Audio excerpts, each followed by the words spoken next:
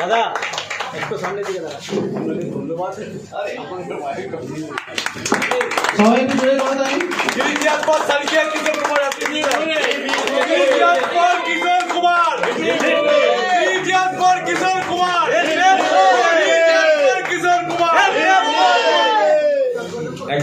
এবারে অনিরুদ্ধ বাবু নয় এই হাততালি বা এই শুভকামনাটা কেন হলো, এবারে যে ৭০তম জাতীয় পুরস্কার দেওয়া হচ্ছে, আবার বলছি ৭০তম জাতীয় পুরস্কার ওই বইটি লেখার জন্য উনি পাচ্ছেন।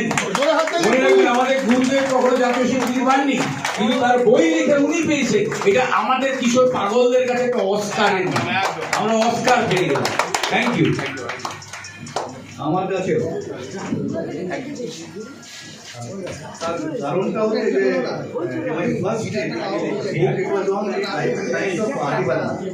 সেটাও যাকে বলছিলাম পেয়েছিল, সেটাও আর এইটাও, তাই এটা ডাবল ওয়ামি।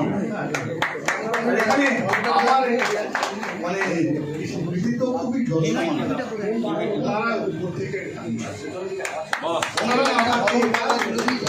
আমার খুব ভালো লাগছে যে একটা ওনাদের সম্বন্ধে এত লোকের আর কি জানার ইচ্ছে, এতগুলো জেনারেশন নিচেও আছে, এতগুলো ছোট ছোট ছেলে মেয়ে,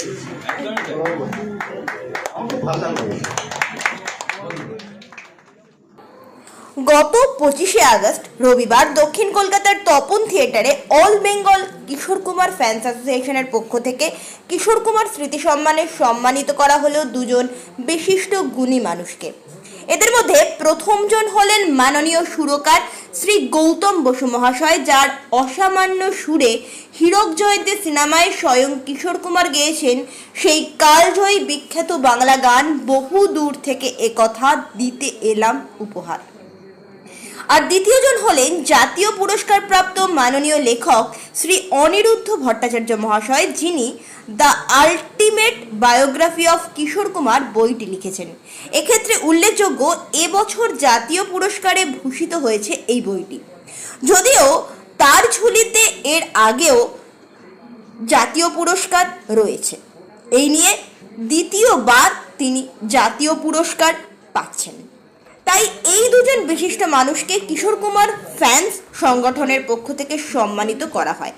অ্যাসোসিয়েশনের পক্ষ থেকে রবীনবাবু বলেন, আমার এক ডাকে তারা এসেছেন এবং কিশোর কুমার স্মৃতি সম্মান তাদের হাতে তুলে দিতে পেরে আমরা সত্যি আপ্লুত ও নতমস্তকে গর্বিত।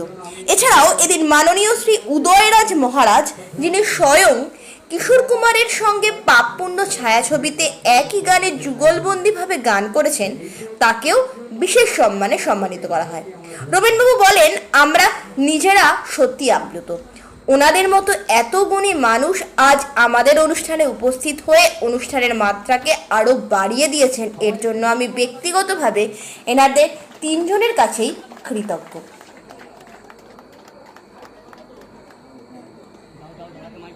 দেবো আমরা।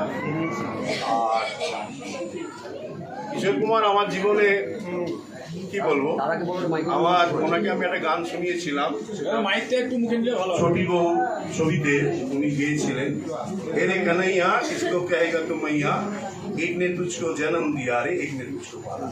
এটা যখন এই ছবিটা রেকর্ডিং হচ্ছে, সেটা হচ্ছে রেডিও জেম 1986 23 নভেম্বর। এইটা তখন রেডিও জেম হচ্ছে 9 তলা, মানে সবই 9th ফ্লোর, মানে 10 তলা। তো লিফট খারাপ হয়ে গেছিল, অজয় দাস ছিলেন সুরকার ছবি। না ওরা ওনাদের প্রিয় ছিল বোম্বে ল্যাব। বোম্বে ল্যাবে অত ইনস্ট্রুমেন্ট ছিল না, যেটা রেডিও জেমে তখন নতুন নতুন আসতো। ওই স্পিচ পড়ে গেছিল একটা গানে, 8 ট্র্যাক থেকে ডবল ট্র্যাকে কনভার্ট করতে, মিউজিক ট্র্যাক এবং ভয়েস ট্র্যাক। তো ভাইব্রেশন আমরা রেকর্ডিংটা করেছিলাম কুসাই স্টুডিওতে। 8 ট্র্যাকে ওটা কনভার্ট হওয়ার সময় ওয়েস্টার্ন স্টুডিওতে লো হয়ে যায়, স্পিডটা পড়ে যায়। তো দাদা বুঝতে পারে মংলু আমি জঙ্গলি আমি গানটা আমি এখানে ইয়ে করেছিলাম, কুসাই স্টুডিওতে ডাব করেছিলাম আমরা। ট্রেক করেছিলাম, ওইটা উনি ইয়েতে গাইবেন, আর আমি আর উনি বাবু সাহেব বানিয়ে দিল আমায় জমিনদার। এই গানটা আমরা ডুয়েট, আমি চাচা দাদা ভাতি। সেই রেডিও খারাপ, যখন টিভি লিফট খারাপ হলো তখন অলরেডি বাবার 2টো স্ট্রোক হয়ে গেছে। তো সবাই আমরা লিফট খারাপ হলে রেকর্ডিং তো হবে না। তো আমি গাড়িতে গেলে অজয় রাস্তা গেল না, বলে তুমি যাও তুমি যাও তুমি যাও, খুব ভয় তো আমি তাহলে গেলাম, দাদা একটা তো অঘটন ঘটে গেছে, কি হয়েছে? আমি বললাম দাদা লিফট খারাপ। আব্দুল কে আলটিমেট বায়োগ্রাফি অফ কিশোর দাদা দেখি সেই বইয়ের লেখক চলো আজ জাতীয় পুরস্কার পেয়েছে কিশোর কুমার। কোনো সরকারি স্বীকৃতি পাইনি, ভয় পেয়ে গেছি দুঃখে এবং বলছি তেমনই অজয় ইয়েস করেছে, অজয় কি করবো? জাতীয় পুরস্কার পেয়েছে, এটা আমাদের সবার জন্য। দাদা নামলেন, দেখে হাসি মুখলে উঠতে উঠতে আমি আমার কাঁধে হাত দিয়ে উঠছে, সে সুরেশ ওয়াটকার ভূত দেখছে, সাই ফারান যে এক ডাকছিলেন ভূত দেখছে, আমার হেঁটে হেঁটে উঠছে দেখছে দোস্তলায়। উঠতে উঠতে ওই গানটা আমি ওনাকে বলেছিলাম যে আমার বাবা, আমি যখন ছোটো ফ্যাসিলিটিস দিচ্ছি তখন বাবা চলে যান, বাবার ক্যান্সার হয়েছিল। তারপরে আপনার গানটা না হলে আমি ইঞ্জিনিয়ার, আমি ওই তখন জেকে টিভি, ওয়েস্টার্ন টিভি এসব এসছে, তো আমি পেরে উঠতাম না। ফ্যামিলি সব কাকারা, দে আর অল ব্যাচেলার, ডিপার্টেড সোল, তারা সব বিক্রি করে দিচ্ছিলেন জলের গেছে। ভবানীপুরে আমার 1 বিঘে 4 কাঠা 7-6টা 28 স্কোয়ার ফুট জায়গায় 4.5 কাঠা বিক্রি হয়ে গেছে। এই সময়ে ওনার গানটা না থাকলে পুরোটাই বিক্রি হয়ে যেত। আর will be all in this time.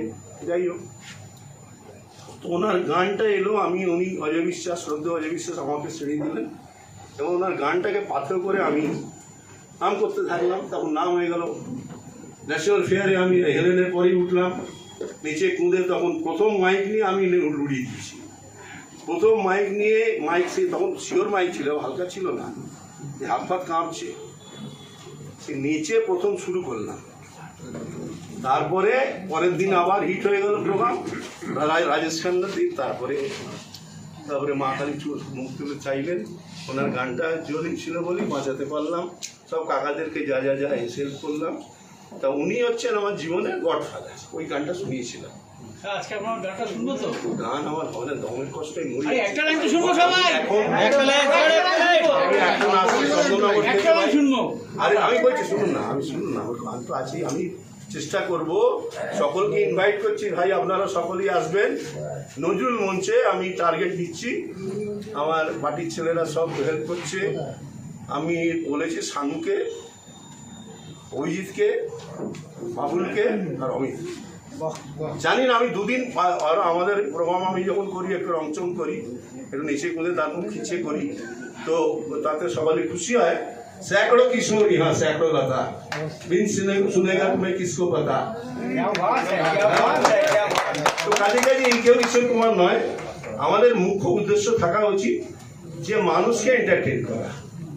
এইরকম আমাদের যা সাংসারিক বা পারিপার্শ্বিক পরিস্থিতি, মানুষকে খানিকক্ষণ মানে কি বলবো, হাসি খুশির মধ্যে থাকলো, এইটাই মূল উদ্দেশ্য ছিল আমার। আমি বেশিরভাগ কিশোরদার গানই কিশোর কুমারের গান করতাম, বাকি তো রবি সাহর গানও গিয়েছি।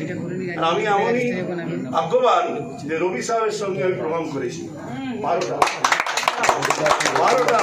আর লস অ্যাঞ্জেলস লাইনে একটা প্রাকৃতিক আছে একটা আমার জীবনে, সেটা আমি ভুলে গেলাম। এত আমরা ইনভলভ হয়েছিলাম তখন। রবি সাহেবের গলায় একটা প্রবলেম হয়েছিল, 6টা গান উনি গাইতেন, আর আমরা মাঝখানে, আমি আর কাঞ্চন সাহা বলে একটি ছেলে ছিল চন্দননগর, ওখান থেকে আসছি, ডুয়েট সিঙ্গার। ও খুব এন্টারটেনিং ছিল। তো আমরা এত ইনভলভ হয়েছিল, আমাদের লস অ্যাঞ্জেলস নাইরবি টু পাক্কা সেপ্টেম্বর, অজয় বিশ্বাস করে দিয়েছিলেন 1 মাসের ট্যুর। হঠাৎ চলে গেলেন উনি জুলাই মাসে। তো আমরা এত শক হয়ে গেছিলাম, বিশেষ করুন মানে আমি ওনাকে দেখেছি ভগবানের রূপ। দেখো রবি সাহেব এরকম লোক ছিলেন, আমি তো আমাদের হাত ধরে বসতে, আমরা পাশে বসতাম, হ্যাঁ দাদা মাঝখানে বসতেন, আমাদের হাত বসতেন, খালি দুধ খাও আর কিচ্ছু, এত সুন্দর। হ্যাঁ হ্যাঁ ওই রকম আর কি। যাই হোক, ওনার একটাই তো আমরা খুব শখ হয়েছিল। বিশেষ করে 3 বছর গান করিনি, তারপরে অন্যান্য শিল্পীরা উঠলো, লাইন্স তো ফাঁকা থাকে না, তো আমরা এত শখ হয়ে গেছিলাম, বিশ্বাস করুন খাইনি। তো যাই হোক, এরপরে আবার আমরা শুরু করলাম। যাই হোক, এরপরে কোনো আর্টিস্ট ছিল না, আমরাই সব প্রোগ্রাম করে দিতাম। আমি, ইন্দ্রাণী, অবরিক ছিল তখন, তখন আর ছিল মুন্না ছিল আমাদের সমসাময়িক। তারপরে মুন্না আজিজ আমার খুব ভালো হয়েছিল। যাই হোক, এইসব ঘটনা তারপরে ভালো, তারপরে যাই হোক, তো এটাই আমার জীবনের ওনারই সব ইয়ে করে আজকে আমি একটা জায়গায় এসেছি। ভাই, আমার ইচ্ছা হয়েছে 50 বছর আপনারা সকলে আসবেন, ওই নজরুল মঞ্চ দিচ্ছি। ডেটটা আমি দিয়েছি, কার্তিক আমাদের কার্তিক, ওই যারা আমরা কৃষক কুমার ফ্যান ক্লাবে ইয়ে করছে। খান্ডাতেও আমরা গেছিলাম কদিন আগে, জানি আমার রবীন্দ্র ছিল, আমরা ওখানে গেছি। ওখানে একটা চেষ্টা চলছে, যা আমার কাছে দাদা যা যা দিয়েছিলেন। এদিন কিশোর কুমার ফ্যান্স ক্লাব অ্যাসোসিয়েশনের কিশোর অনুরাগীরা প্রত্যেকেই বলেন কিশোর কুমারের জীবৎকালে সেরকম কোনো সম্মান সরকার থেকে তাকে দেয়নি। তাই তাদের দাবি 2029 সালে কিশোর কুমারের 100 বছর পূর্ণ জন্মশতবার্ষিকীতে তাকে যেন সরকার থেকে ভারতরত্ন পুরস্কার দেওয়া হয়, মরণোত্তর ভারতরত্ন পুরস্কার যেন তার হাতে তুলে দেওয়া হয়, এটাই তাদের দাবি এবং আর্তি। তারা আরো বলেন কিশোর কুমারের এই বই, যে বই আজ জাতীয় পুরস্কার এনে দিয়েছে তাদের কাছে, সে বই এবং সে লেখক তাদের কাছে অস্কারিত। এছাড়া আমি ভারতবর্ষের সমস্ত শিল্পী, বম্বে বাংলার যত শিল্পী, সবার সঙ্গে কাজ করার সুযোগ পেয়েছি ভগবানের আশীর্বাদে, আমার গুরুদেবের আশীর্বাদে। সেখানে আশা ভোসলেজি আছেন, মান্না দে আছেন, শানু আছে, উষা উত্তম আছে, আলোক মুখার্জি আছে। মানে প্র্যাকটিক্যালি আমার সময় কেউই বাকি নেই। আপ টু শ্রেয়া ঘোষাল, আমি সবার সঙ্গে কাজ করার সুযোগ পেয়েছি। বম্বেতে বারবার গেছি, আরও গান তৈরি করেছিলাম কিশোরদাকে গাওয়ার জন্যে, কিন্তু তার মধ্যে উনি চলে গেলেন।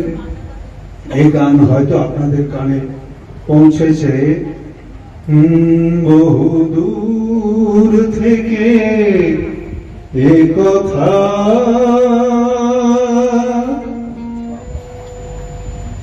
দিতে উপহার, তুমি যে আমার, ওগো তুমি যে আমার, ও